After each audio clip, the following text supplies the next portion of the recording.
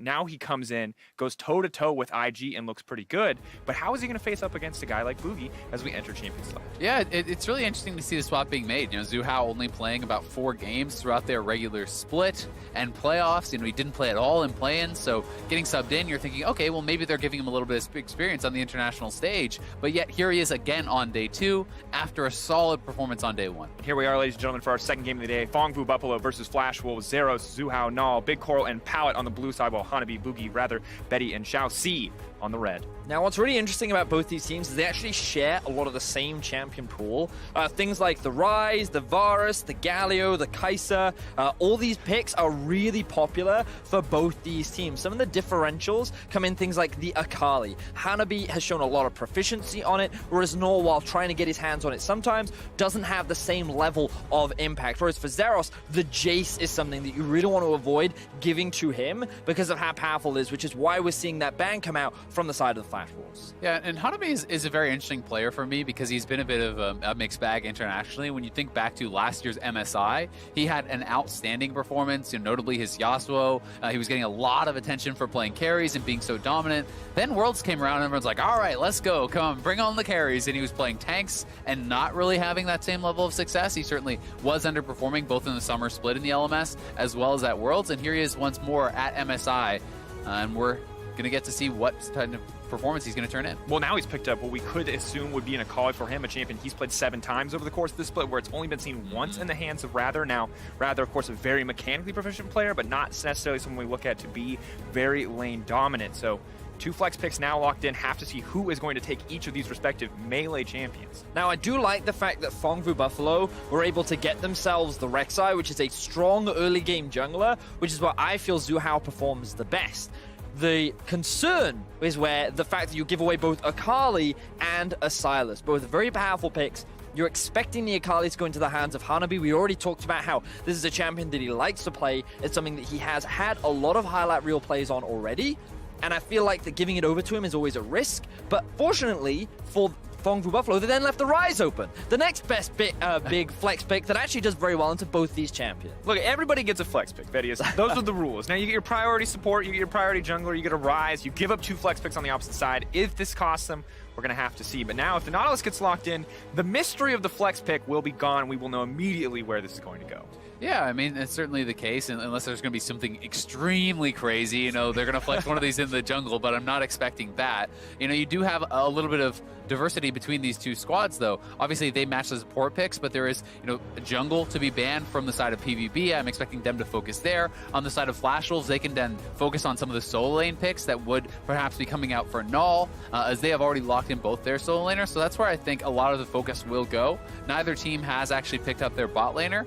There haven't been too many bans down in that direction, so picks along the lines of Varus, I do think, are going to be really high priority. Yeah, I completely agree with you. I think Varus is one of those champions that both AD carries want to get their hands on, but as you mentioned, it seems that solo laners for the side of Flash Wolves, with the Zoe being taken off the board, I wouldn't be surprised to maybe see something like a LeBlanc also taken away from the hands of Nor, so that Akali can be in a slightly better position.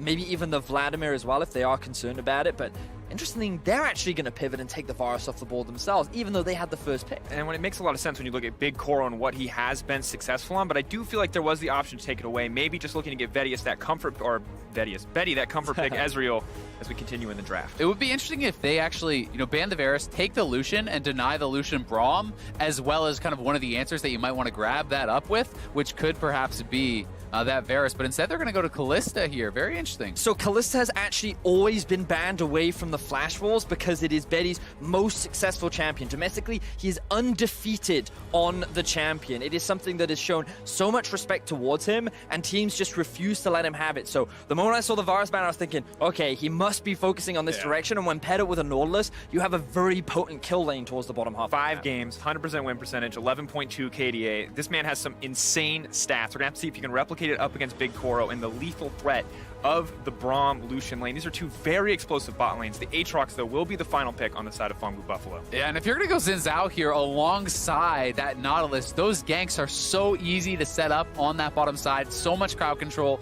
so much early aggression that is potentially coming out here from the Xin Zhao. And this feels like this is a Flash Wolves lineup to really speed up the pace of the game. They have been receiving criticism for playing too slowly, sitting too far back, and allowing teams to kind of impress their will on them. And this is a game where you think that they are going to speed it up, they are going to get aggressive and really try to make things happen. But there is a lot of early game power on the other side as well, because it's Lucian Braum they are going up. Rek'Sai can certainly match those ganks, and that is why I think this jungle matchup is going to be so important, because whoever has that counter gank, whoever gets kind of that second engage, usually comes out on top in those sorts of fights. So brawling is what I'm hearing a lot of, is there? Yeah. I'm expecting some kind of fighting. I'm expecting a lot of blood to be shed on the Rift, and both these teams are 0 and 2.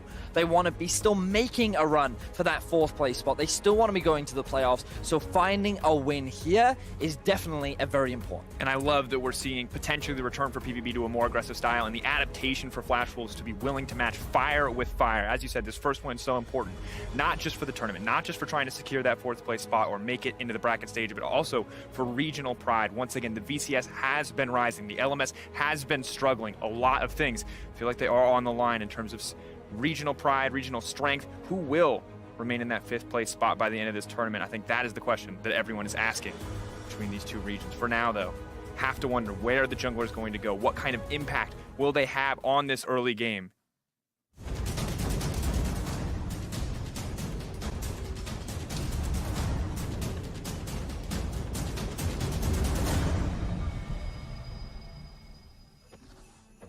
And here we are, PVB on the blue side, Flash Wolves on the red. Once again, both teams 0-2 after difficult starts.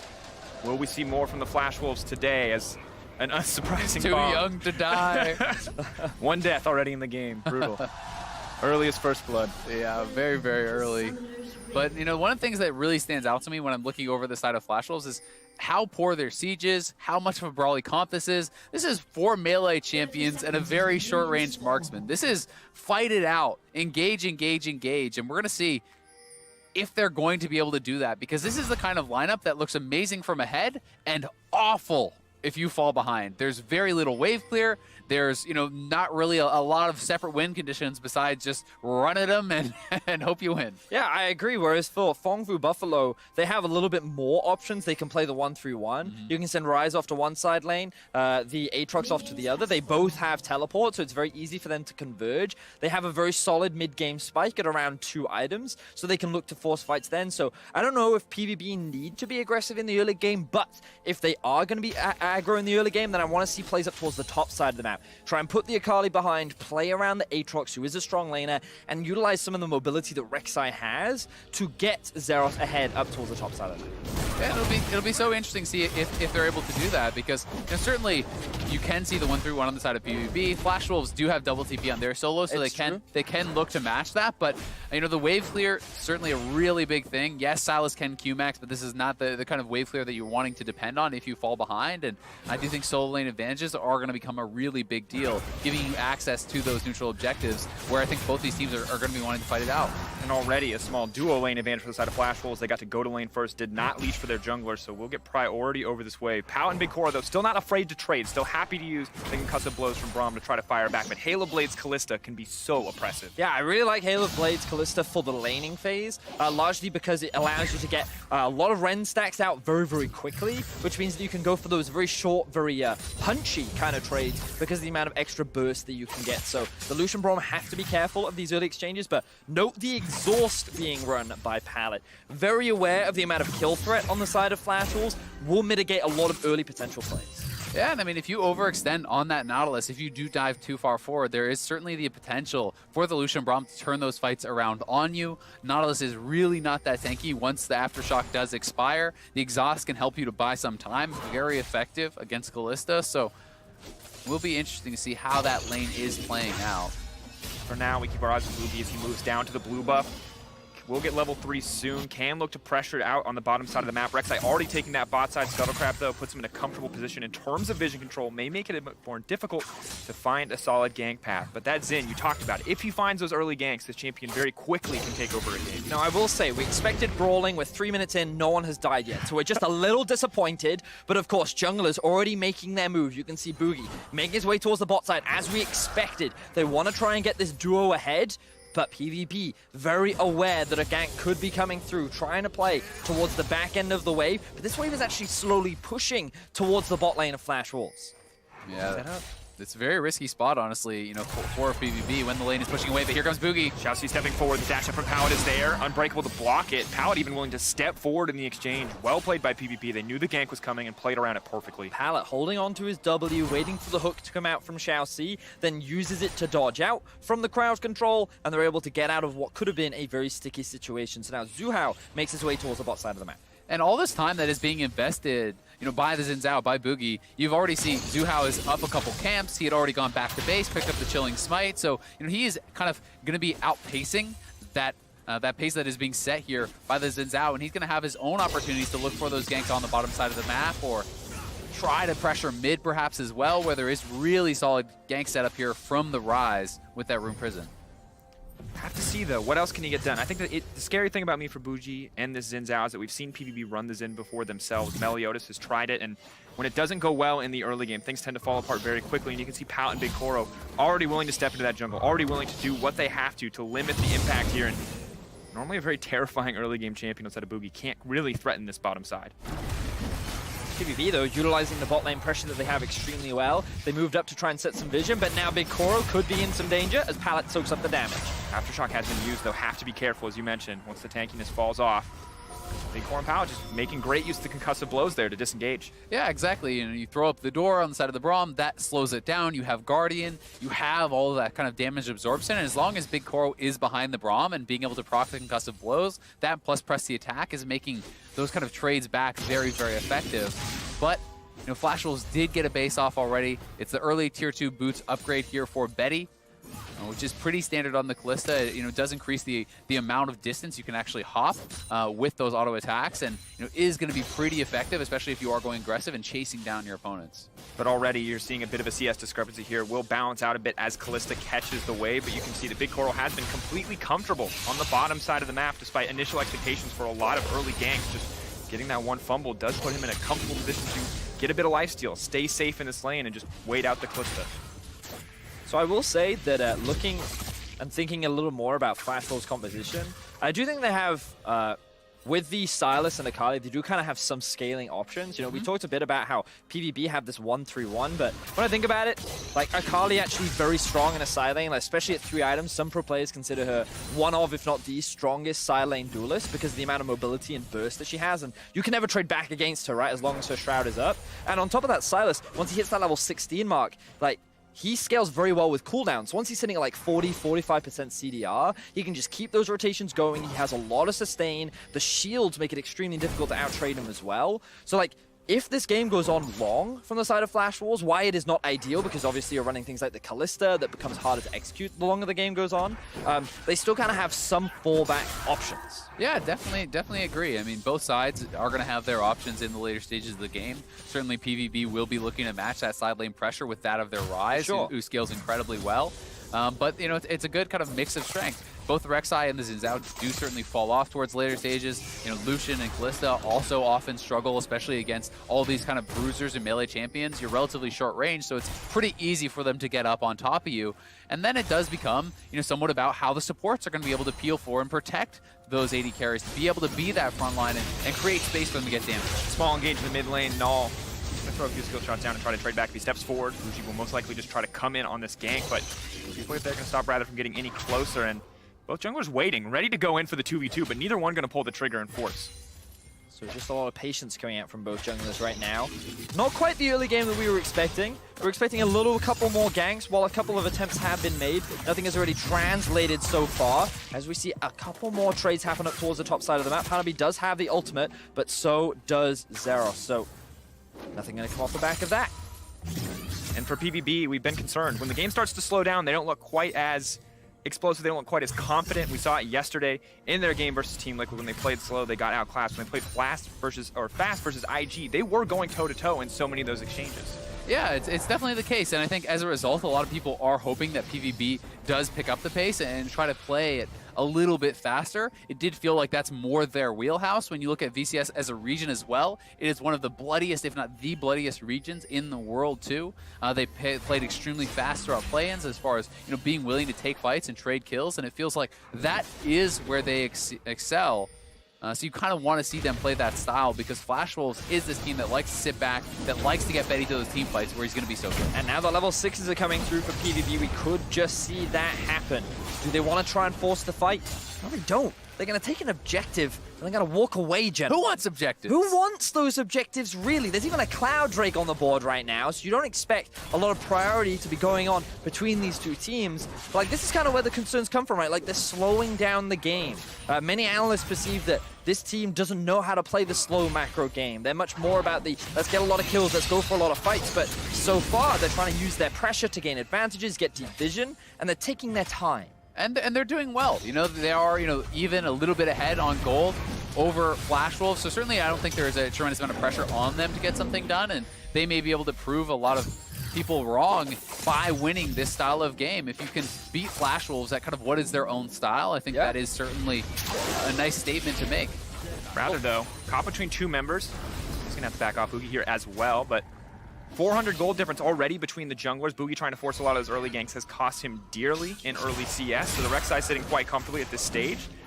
And no really explosive plays yet. It feels like we've been so close. So many people have stared each other in the face, and both sides have just kind of decided to back off. Yeah, and it does feel like sometimes when you get in these situations where both these teams are sitting at the bottom of the standings, no one wants to make that mistake that is really going to cost them another loss. They know they need to start picking up wins here, and perhaps as a result, they are going to play a little bit more risk-averse and trying to kind of depend on getting those more guaranteed plays. Yeah, and as Flash Wolves as a team, that very much fits into their wheelhouse for now. They're quite content with how things are going. Even the Callista, even though she's a very early game focused champion, I feel like at 2 items, she's very, very strong. So I don't think that they need to be concerned as of yet, as we see Hanabi going for an all-in top side. Uses both stacks of the ultimate, traded though for the Aatrox ultimate. You see the Xin Zhao backing off. Zhuhao is in the top side of the map, so have to be careful on the side of Hanabi, but at the end of the day, just an ult for ult trade. Yeah, and Hanabi's going to be really hard to take down here. Akali is so evasive, and both the Rek'Sai as well as this Aatrox deal physical damage, rush the early Seekers to give you a lot of safety there. But surprise, the bottom lane is on the top side of the map. Pallet is able to land the concussive blows. The knockout comes out. Pallet not able to connect, but it does force Hanabi to backstep. Now visible on the map. The exhaust coming out. One stack going to be there. Big Coral going to use the heal to get closer. 2 taps.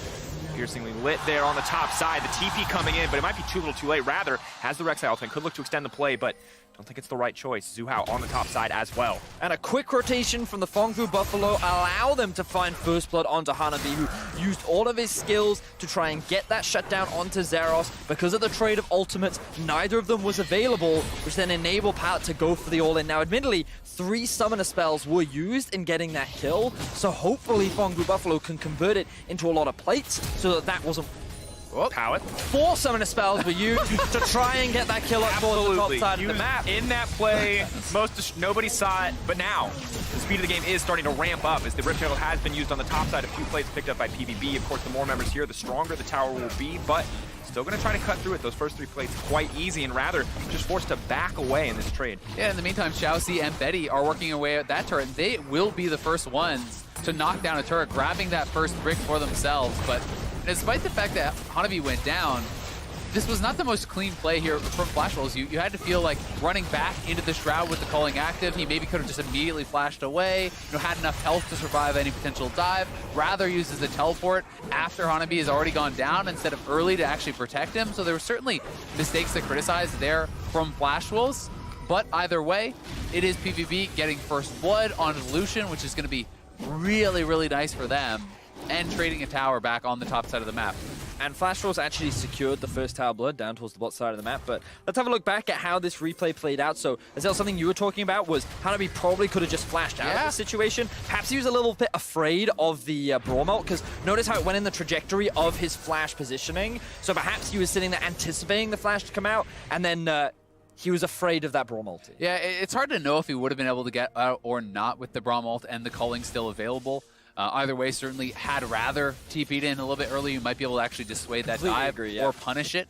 But it is a nice rotation there from Big Koro and Pallet. They have, to me, been the standout players for this PVB squad, and getting that early Blade of the Rune King for Big Koro is going to feel great. And while Pallet and Big Koro did get that first split towards the top side, Betty and Xiaoxi secured the first Tower Blood towards the bot side and got all those plates only shared between 2 people. So a lot of gold is sitting on, right now, the bot lane of the Flash Wolves, so they're feeling pretty comfortable and pretty happy. But while the bot lane's doing well, the top lane is in a difficult spot. Bilgewater, Cutlass, and the Seeker's Arm Guard, not where you want to see your Akali in the early game. Yes, the Seekers make sense, but usually you want that Gutblade, you want that healing so you can be a consistent threat. Now Hanabi forced into defensive itemization very early on, but the good news is his team is starting to put a lot more pressure on the top side.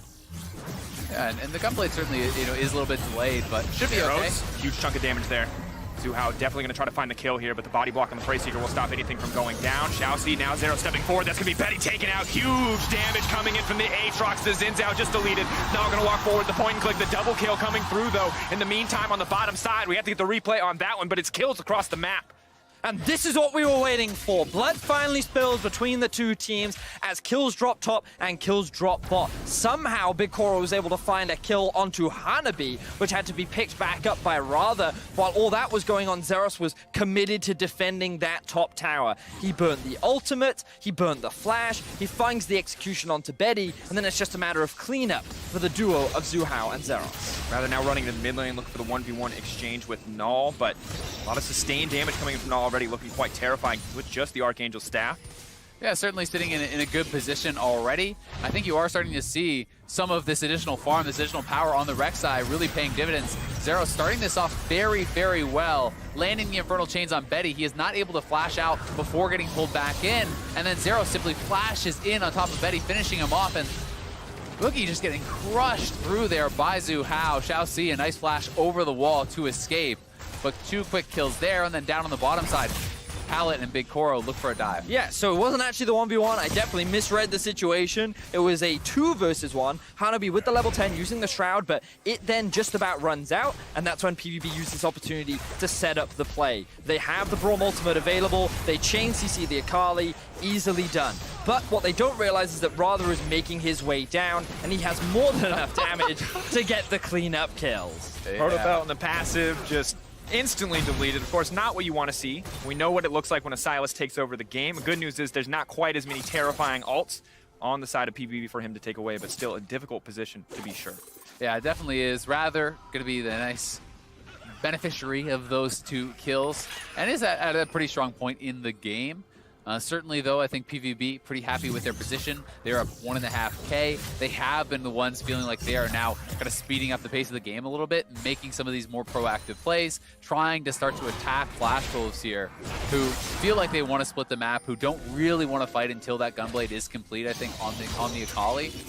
Because, as you said, you are kind of put a little bit behind the curve when you are going for that early defensive itemization. And like you were mentioning just before, PVB playing much more aggressive. What we saw them be very successful with against IG on day 1, returning to a bit of that. Not quite as explosive. Doesn't look like Flash Wolves are quite as willing to match pace for pace here in the way that IG was. But PVB taking control, using that mid lane pressure, setting up for this Infernal on the bottom side that is just now spawning. The question is, will Flash Wolves try and take the fight? Well, we can see that PVB do have priority bot, and they just cleared out the wave mid, so they have all 5 members here and in full control. A fight here could be risky. TP coming in, Betty immediately going to get targeted out. They know how good his Callista is. It's not going to get the chance to push a single button. The fight quickly going into Flash Wolves with Hanabi, trying to find the execution on the backside. Rather, in the midst of everybody, a lot of AoE damage into Sylas because he heal up not enough to survive there in the midst of 5 on the side of PVB. All 5 members left standing as 3 go down on the side of Flash Wolves. We talked about how this could have been risky for Flash Wolves. It was Phong Vu Buffalo that had the positional advantage, and all they had to do was choke Flash Wolves out as they force themselves into that narrow corridor. Beautifully done by Phong Vu to identify the mistake, punish it, and find themselves 3 quick kills and an Infernal. Yeah, that was just huge for Phong Vu Buffalo. They're now so far ahead off of that, trying to attack into this corridor, as you called out. This is warded up by PVB. They're trying to walk through this into the Braum. they're going to get CC'd up, AoE'd out by both Zeros and Pallet. So much damage coming through here. Even Null able to start kind of cleaving through this team. Rather with a pretty nice flank, and the stolen Lucian ultimate does get a good amount of damage out. He's able to get a lot of AoE out in the middle of the team, but they've already lost the fight. And the thing you got to remember is that neither team has a true front line, which means that outside of the supports, it's surprisingly easy to dive onto the back line, which means a lot of responsibility goes onto like the Braum and the Nautilus to actually keep the AD carry alive. But unfortunately, when you do that and you just walk into that funnel point, it's very easy for Zeros to just say, well, okay, I'll just dive onto your back line, and what do I have to be afraid of? And the moment he's on there, the rest of the team is very quick to follow. Yeah, I definitely agree. It just felt like a little bit of an over kind of exertion there from Flash Wolves. It felt like they were a little bit desperate on the play. You know, you don't need to kind of really force for that.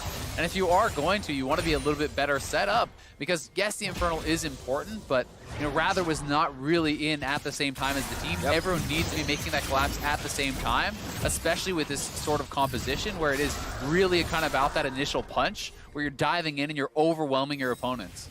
And now we can see that PVB are very comfortably in the lead. So Flash Wolves want to find an opportunity. They're going to have to play on the back foot for at least the next few minutes here. PVB leads across the board. The Lucian now ahead of the Kalista, something we did not expect to be saying when you saw Betty's Kalista locked in, but it has been a difficult game. While he may be able to fight the Lucian toe-to-toe, the Aatrox has had his number across all these fights. I remember how we talked a lot about these compositions where they're actually very similar, two very strong side lanes, both scale pretty well. So a team that has the early advantage can then snowball very quickly because the enemy solo laners cannot match the power that your solo laners have been able to build up. Yeah, and you kind of just get stuck under your turret. There's not a lot of really good safe wave clear. Yes, you know, Silas and Akali can wave clear, but you're putting yourself in a very dangerous position to actually move forward and do so, especially when there's a tremendous amount of CC on the other side.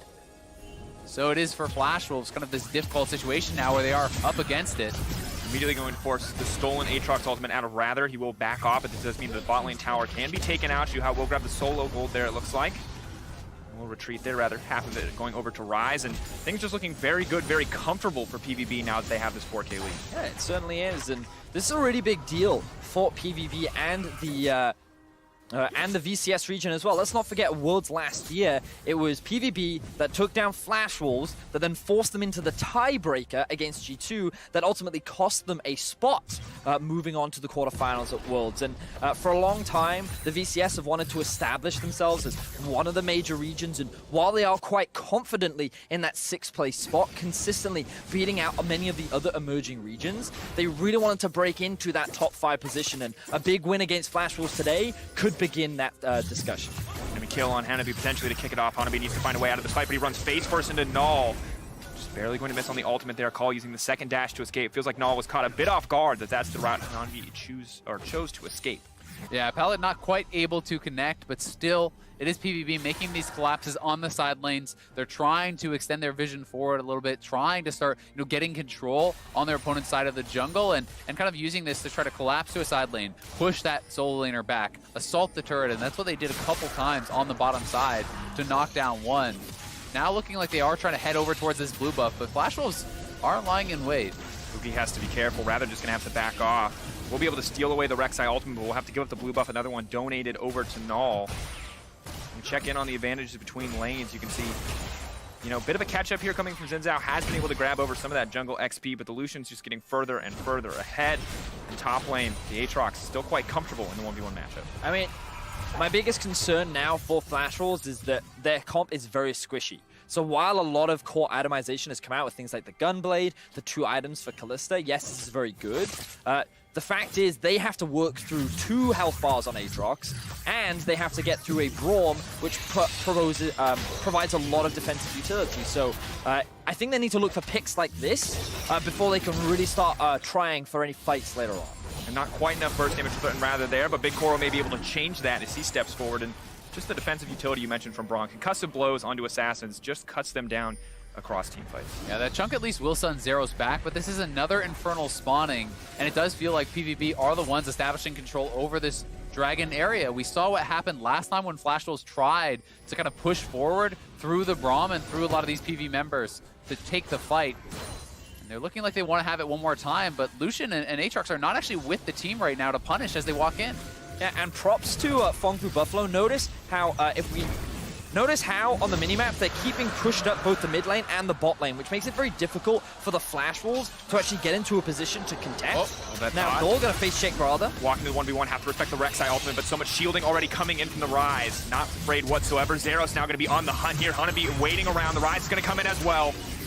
Darkened Blade, where's he going to go? Boogie now running, trying to make his way out of the team by Hanabi on the retreat as well. The Rek'Sai ultimate comes out. Null very much in danger here. Rather trying to find the kill, but he can't. Null outmaneuvering so far, forced to use the stopwatch. Betty now chasing down the fight. He's still alive. Betty untouched on the backside. Have to respect the Aatrox, but Flash Wolves are taking over the fight. That's 2 shutdowns coming in. Yeah, PVB just really over chasing there. They get punished as they are just walking into the meat grinder, the full Flash Wolf squad, waiting outside of that tri-brush, punishing them so heavily. Big Koro just wandered into the middle of the team, gets hit by the Nautilus ult, and that's your strongest member pretty much. Illusion was not able to contribute whatsoever. They're actually looking to try to take the Baron potentially here. They do have the Kalista. This is going to go down very quickly. The Nautilus can just tank this one up for the time being.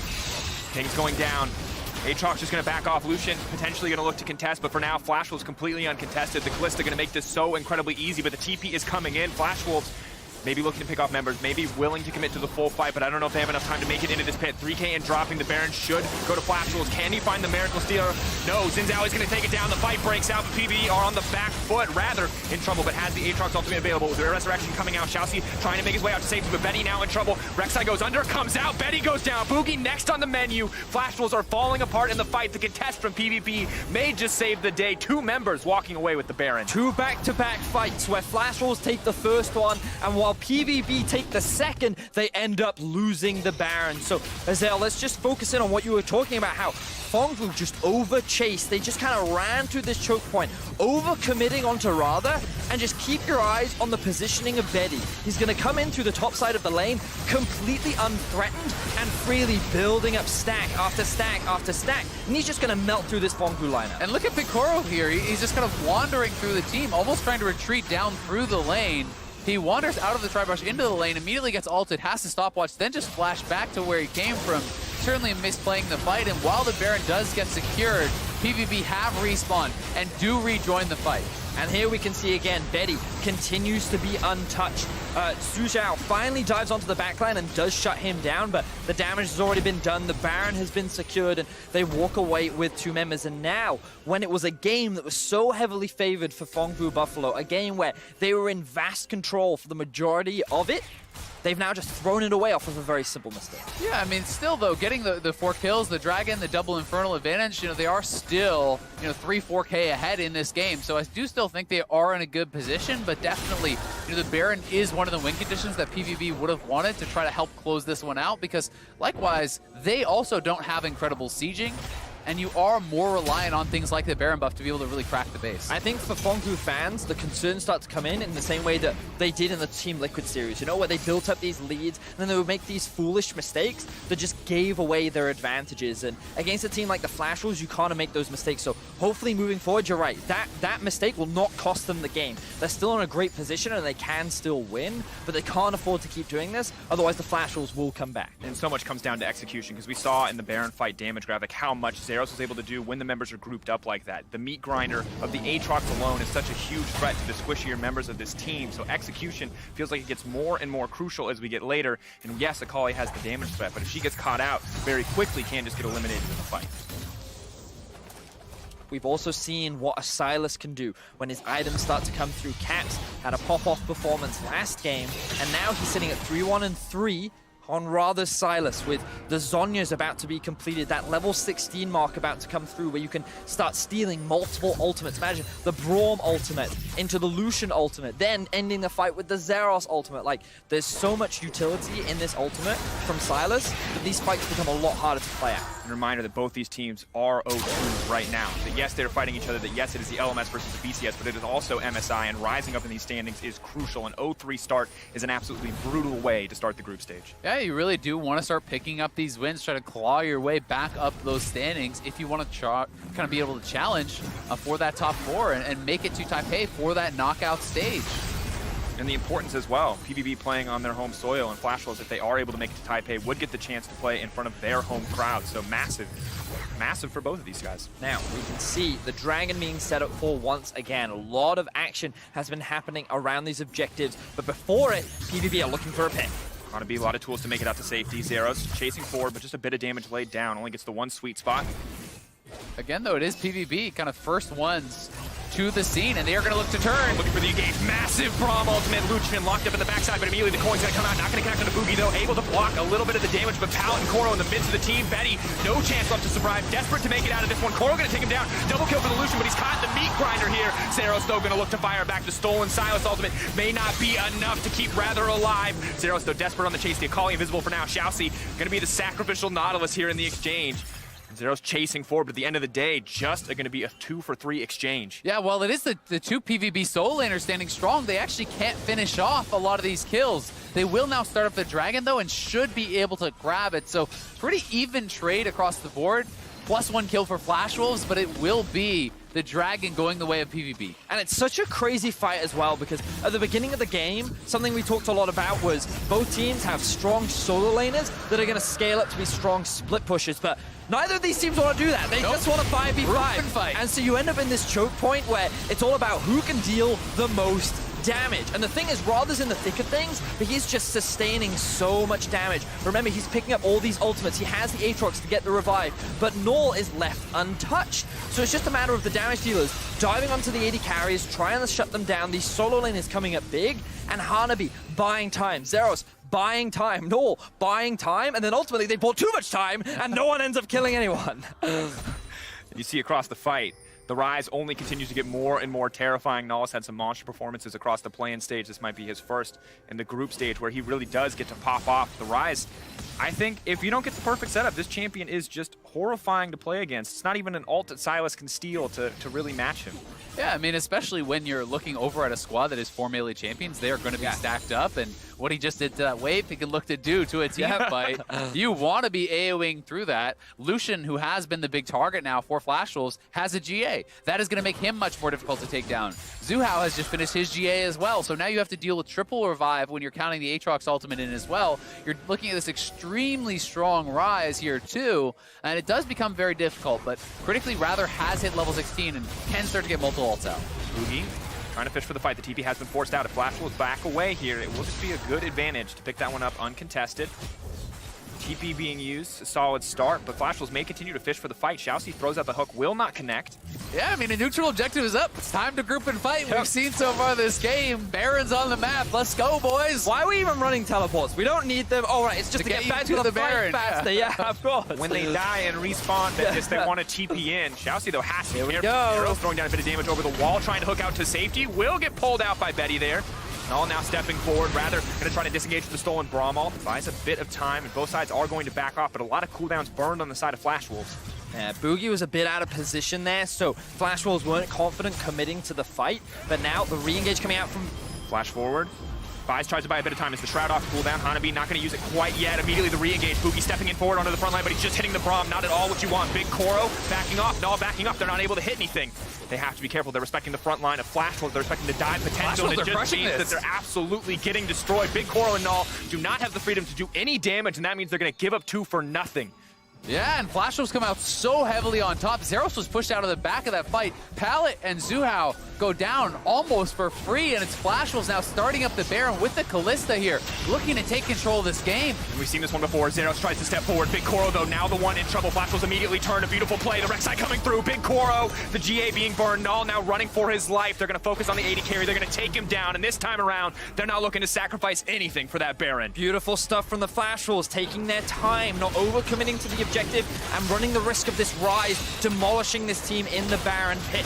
The rest of Phong, who have backed away, they realize they cannot secure this objective, and this will be the second Baron of the game, going over to Flash Wolves. A back and forth game. The gold graph tells a story. The Baron was contested at first, but a beautiful turnoff from Flash Wolves. They will secure it. They will start to match up the gold and look to go toe-to-toe with PvP in this late game.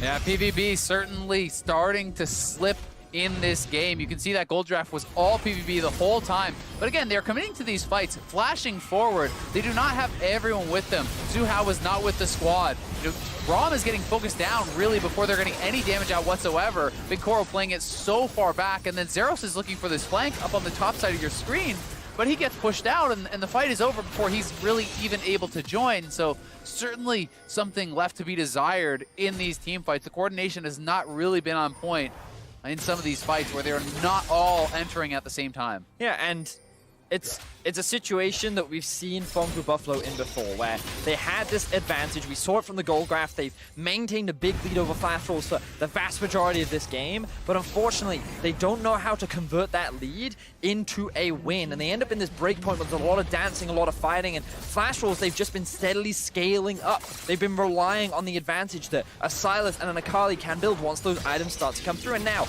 level 18 on Hanabi, level 17 on Radha, 3 items finished for both of them, 4 items done for the Kalista.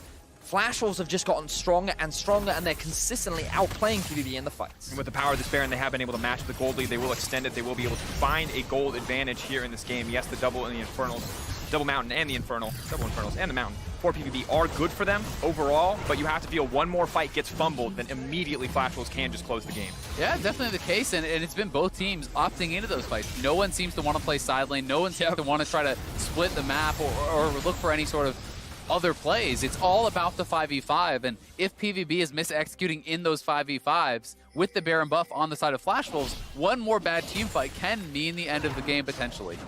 Now they're going to grab the Mountain Drake, and it feels like Flash Wolves know better than to take this fight. Of course, if they want to push for a man advantage, they could try here. Hanabi, though, with the TP up and available, would be there for the contest. And at this stage of the game, just goes down far too quickly. Of course, Elder will be an objective to join the map quite shortly. 6 minutes away before the teams can contest it, but you have to feel like it's something that PVB need if they want to close out here. So now the game slows down just a little bit. 12 to 12 in kills. The gold has finally equalized, but it really doesn't tell the story of this game, where Fongfu has such firm control over like the first 20 minutes. They overcommit onto a single fight, and then this game ends up just being multiple fight after fight after fight. And now Flash Wolves with the Baron, they're the ones that look to set up to try and siege onto the enemy base, but they're not actually pressuring right now. The Baron is going to be running out in less than a minute, and we're kind of looking at the situation where we're probably going to be seeing another fight come up soon. Yeah, we definitely could be. Around that Elder, around the next Baron, I think those certainly are going to be the critical objectives. Flash Wolves not trying to push too heavily with this Baron buff. We're happy to just back off with a minute and a half left and take that Mountain Dragon, reset on the map. They seem to be pretty content to play this game a little bit more slowly, and things have been going in their favor, to their credit, so we'll see if they are able to be matched in these later stages. And impressive that their team fighting prowess has allowed them to claw back in so many of these exchanges, because when we saw Betty put so far down on what we thought was a comfort pick in the Kalista and has looked like one of these late game team fights, it's a really good sign for this Flash Wolves lineup overall moving forward as they face some of the perceived stronger reaches. That said, however, rather taking away the ultimate and setting up for a fight, you can see PVB having a lot more hesitation as we move later into the game. Not a ton of vision control on their side of the map. Yeah, they are kind of getting corralled back into their base, and with Zeros up on the top side of the map, they wanted to play it a little bit more defensively. They do have those waves pushing for them now, and it looks like Zeros is going to continue to head back up to that top side of the map and will perhaps shove it in, but there is some kind of hesitation in what exactly he does want to do. So we'll see if they will just wait for the next objective and commit to another 5v5. I feel like every fight that has happened, Azael has been around an objective. So it'd be weird if one happened without one. And with the Baron spawning in about 1:45, Elder spawning in roughly 3 minutes, we're likely going to see those being the next priority. And we've talked a lot about it, but I kind of want to look at how these fights are going to be playing out. How do both these teams actually win these fights? Because what we've seen a lot of is Null and Zeros are the biggest damage dealers on the side of PvP. Yes, the Lucian is obviously a threat that you have to respect, but honestly, you're kind of looking at these two to be able to threaten someone like Betty and to be able to outplay Radha if they want to come out ahead of these fights. But for Flash Wolves, the biggest concern, I think, the biggest way in which they'll win is just get Radha into the thick of things and just have him absorb all this pressure so that he can steal away Zeros' ultimate to then then bring the revival back, and he can use all his sustain to just soak up a lot of the damage. Yeah, I think him alongside Boogie with his ultimate, he can actually, absorb a lot of pressure there. The Shroud from Hanabi is going to be very big and actually zoning out these carries. So, utilizing those 3 ultimates in combination with also throwing in the Nautilus, then pulling him out, with that Kalista ultimate, they have no true front line, but they all have ways in which they can threaten the back line and make them respect these kind of areas of power, so to speak, for their side. It's something I want to point out really quickly, though, is the Duskblade actually on Zeros, which is such an aggressive build. You normally see things that are a little bit more defensive, things along the lines of the Death Dance. This is all about that initial hit. You come out of vision, you have that initial proc of damage along with Deathbringer Stance, and your first auto will do a tremendous amount of burst. It's the Ghost Blade that we can sometimes see if you're going for the Lataru, which, often makes sense because it's that extra bit of mobility so that you can set up those flanks before, but you're right, it's just all about the damage. Don't need to run fast if you can one-shot them. Also, Betty has a built-in sweeper, so really it's a team right. macro decision, vision control is the name of the game. It's the Sight Stone at this point. We'll clear out some of that vision now. But my biggest fear for the side of PVB at this stage is rather getting off multiple ultimates in a team fight. And when everyone has bursts on one side, not usually possible with long extended team fights where he is able to take the Aatrox ult. They're just very light. Let's go. TP coming in the fight. The arena has been laid down. Boogie, though, stepping on the backside, has to be careful. Immediately, Aatrox ult is coming out. Pallet blocking so much damage to the backline. Unthreatened thus far. In goes Hanabi. He's trying to clear up some space. Goes Golden as well. Now it's been Null who's been caught out. The Rise has been isolated. The shutdown is massive. Immediately, Flash will start to take control of the fight. All eyes on Big Koro, but Bushi is buying time for the rest of his team. Pallet now running for the hills. Rather in trouble, but he has not gone down yet. The Rek'Sai ultimate stolen away. Most likely will be used to chase down Big Koro. He will fall in this fight if Rather wants to pursue. There it goes. Goes under. Comes right back up. Easy kill for the side of Flash Wolves. And on the opposite side, PVB have fallen apart. It ends up just being a front-to-back fight from both sides. It's hilarious how Radha steals away Zeros' ultimate. Both the Aatrox and the Sylas then use that ultimate, and then they both just die. And then they walk away from the fight, they then revive, but then it becomes this insane, brawl in the middle where all of the carries are trying to dive onto the backline, and it became a feud between can Big Koro stay alive or can Betty stay alive? And I think Flash Wolves are honestly just doing a better job of actually consistently getting out damage. If you watch Big Koro and Null in this fight, it is mostly retreating. It is very little damage actually coming out of the Lucian, whereas Betty is consistently getting these auto attacks off. His team is doing a better job of actually rotating through the cooldowns and creating pressure. And now Flash Wolves stacking up those spears on the Elder Dragon. This is going to be theirs, no problem. 2 stacks on the Elder Dragon. Huge combat buff moving forward, and the ping's already going down onto the Baron. They won 1 fight in that pit. They want to go for 1 more. Major cooldown still missing on the side of PVB. No flash, no heal for Big Koro, no flash for Pallet.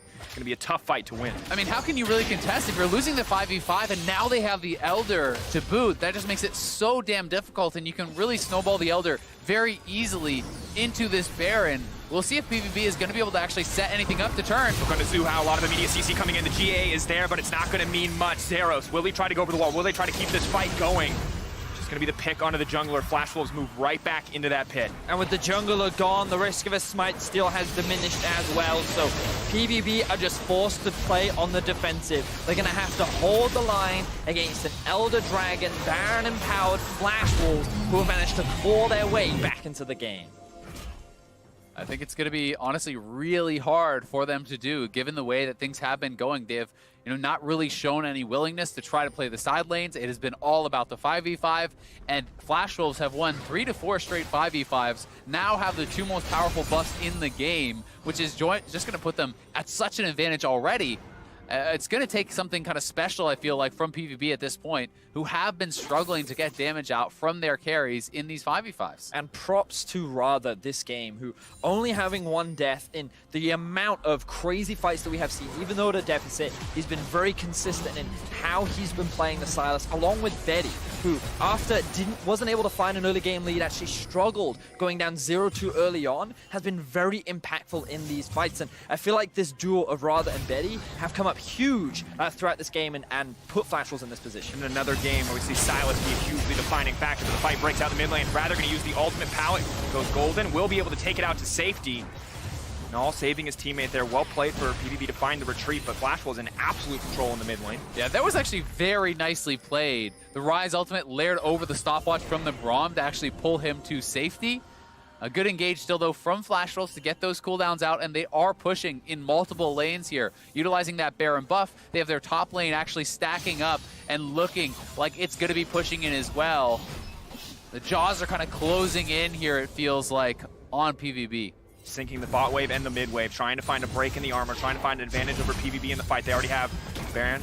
The Elder Dragon buff will start to fade away, however, and they're struggling to push for anything more. We talked about the difficulties of sieging with both of these compositions. Flash Wolves not quite confident enough to go for the full dive, and Zeros throwing down a bit of poke damage in the exchange. Siege is slow and steady. Flash Wolves don't want to overcommit and dive, run the risk of giving the game back. Notice how they're waiting for that mid wave to collapse in first, and then they're rotating between the two. I feel like this is where they should utilize the split push power that their composition have, threaten all 3 waves rather than just 2, but they're committed to grouping up. And they're going to look to set up this siege in the mid-tier tower now. It is slowly going down thanks to the cannon minion, and Betty's getting a couple hits off. And you can see how hard it is for Aatrox to get damage down onto Betty. Such a tanky build, a lot of lifesteal coming in from the Callista. Mid lane breaks, that means the inhibitor will follow. All of PvB now forced to the bottom side, just to defend one more.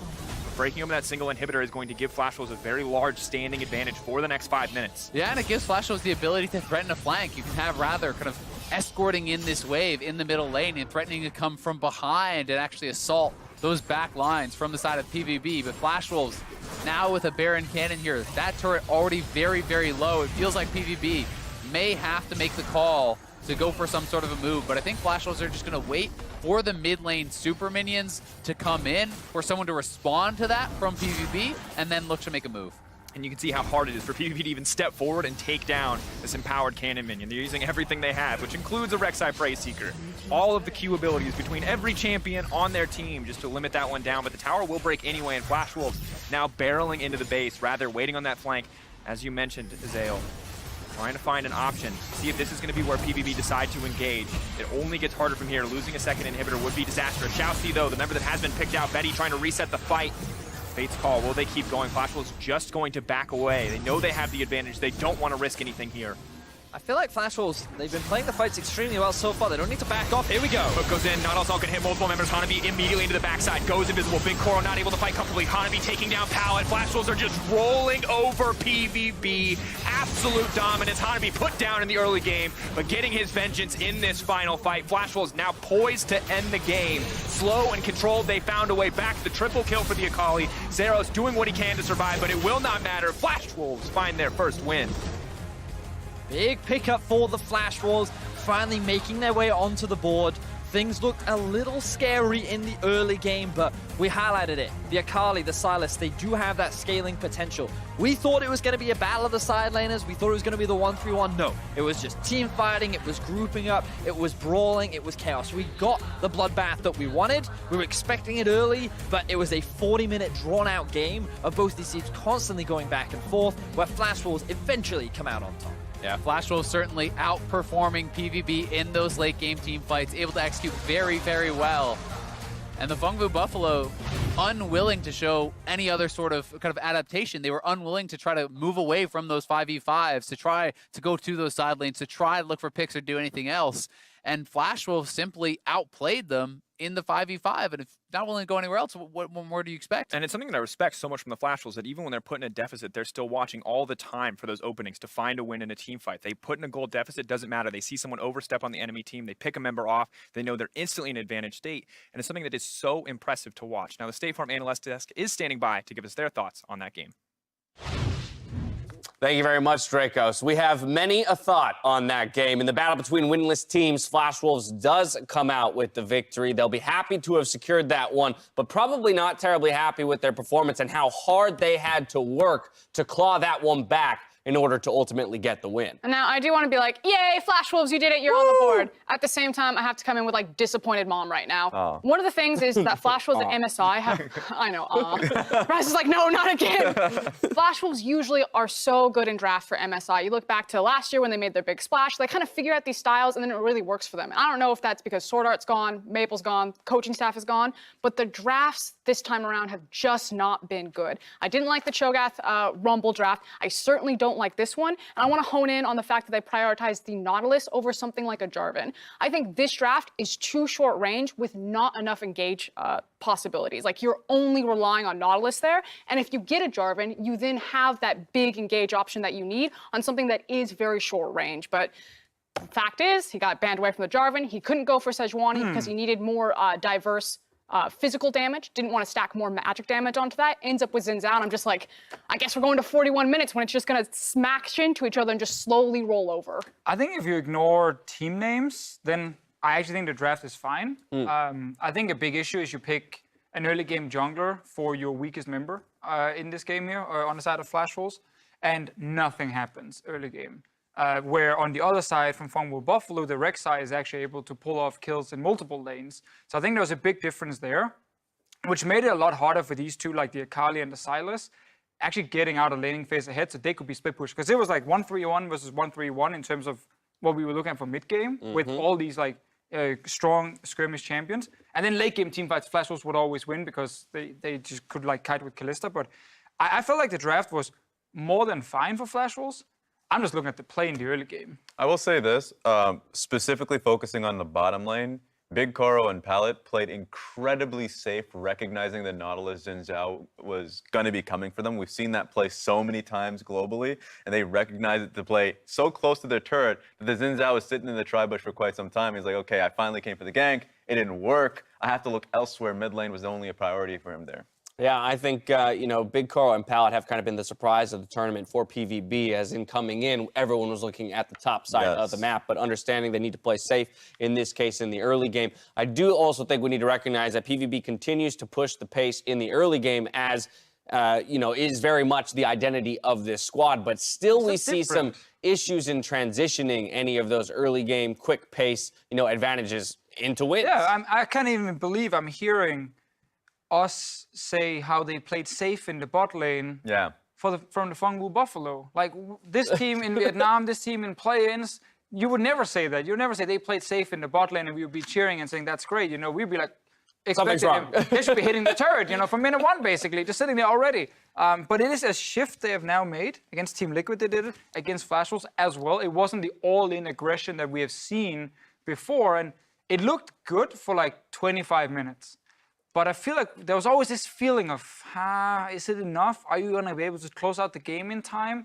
And eventually Flash will start getting to a point where they can win. But I guess it is a bigger discussion regarding playstyle for Phong Buffalo. Right, let's take a look at one of the fights that helps PVB get in the driver's seat. This one coming 17 minutes in, 3-for-0 around the Drake. Then we'll get to where it all fell apart. And I feel like in any situation where you're just trying to 5v5, especially if you do turn on the team names and you see that this is the Buffaloes versus Flash Wolves, that it was always going to be a long win for Flash Wolves. And I think that was the lens that when we were making these predictions, everyone's like, yeah, PVB will probably get ahead in the early game, but closing against the Flash Wolves, because they do have this tendency to just kind of focus in, look for those 5v5s, was never going to work. And maybe there's genius there from Flash Wolves then drafted the comp being like, they're going to 5v5 us anyway, like, let's go. But if I am going to focus in on a member and what PVB can kind of correct so it doesn't turn into that type of situation, it's null on something like a Ryze. I think when you have a champion like Ryze, we were talking about it, the ability to play side lane, to use that mobility, to kind of unlock and use the most out of his kit is just not being seen here.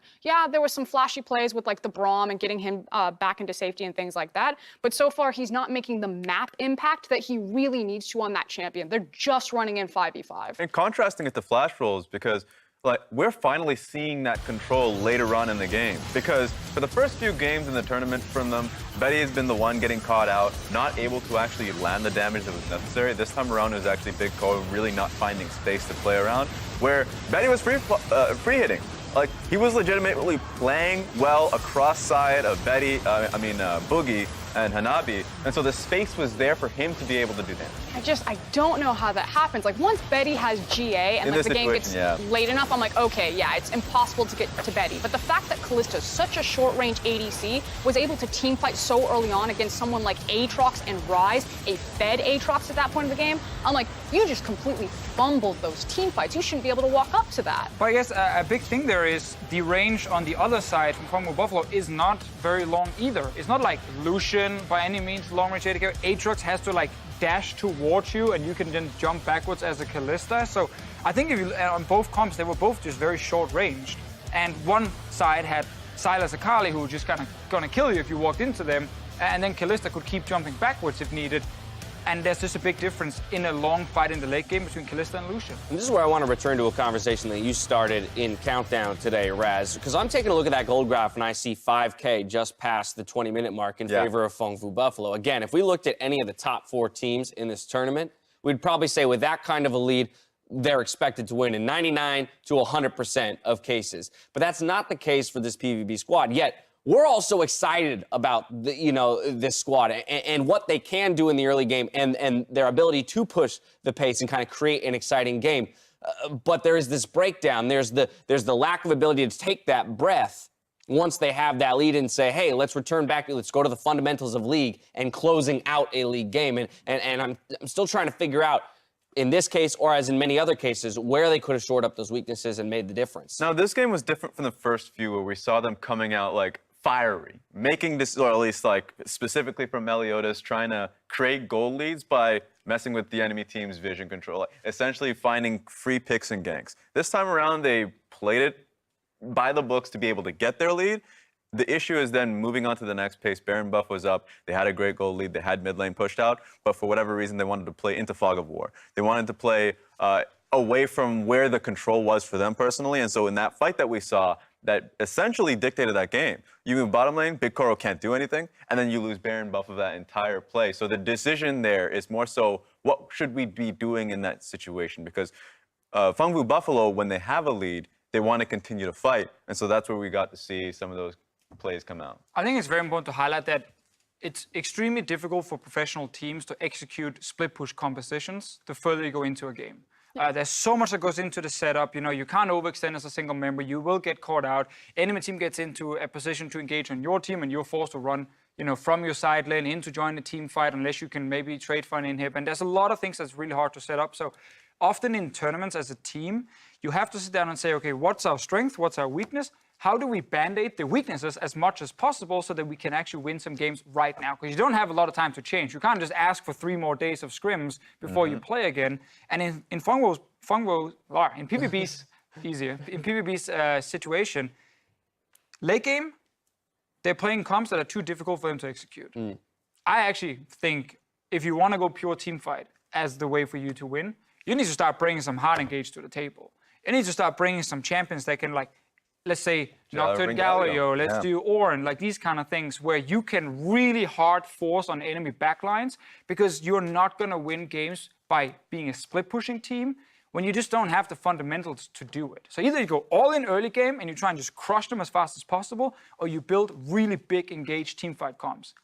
I don't see them win any game if they don't go for one of those two. I mean, I think we look at a team like G2, another fast-paced team. The big difference for me is that setup, right? Once they have the lead, we've talked about their ability to move into one side of the jungle, get down, 4 or 5 wards, multiple pinks, and then waiting for the opportunity to present itself and take the right fight. For PVB, it looks like, hey, we've got a lead. That means we should win the fight, so just take it. And they're kind of skipping that setup.